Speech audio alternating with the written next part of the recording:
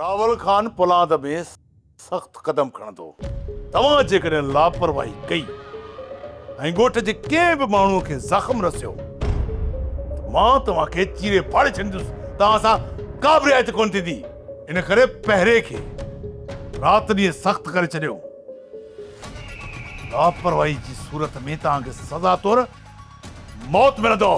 का बि लापरवाही कोन कंदासीं बोतार। असांखे ख़बर आहे लापरवाही जे करे असांखे मौत ई मिलंदो। तव्हां न ॾींदो इहो रावल खान असांखे ॾंभ ॾेई वेंदो। असांजे रस्ते जो कंडो सिर्फ़ इहो रावल बचियो आहे कमदार। तूं अहिड़ा के माण्हू हथ कर जेके रावल जी पर में वेही उनखे कुख में फायर करे सघनि। बाबा साईं, असांजी जान बि तव्हां लाइ हाज़ुर आहे। हुकुम कयो त रावल खान खे लेटाए ॾियूं। तूं बस कर वाइड़ा, तव्हां पकड़िजी पवंदो।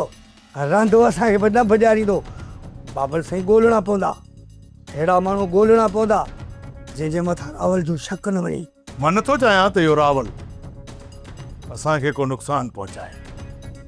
असांखे नुक़सानु पहुचाइण खां अॻु में इहो रावल संदसि भाउ चाकर खान वटि वञी पहुचे।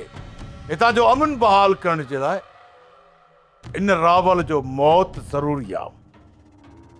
जेकॾहिं हिकु शख़्स जे मरण सां हितां जो अमन बहाल थिए थो न त गमदार उनखे मारण में देरि न करणु घुर्जे। सब्सक्राइब कयो असांजो official YouTube channel Sindh TV HD drama ऐं वधीक अपडेट लाइ बेल आइकन खे क्लिक करियो।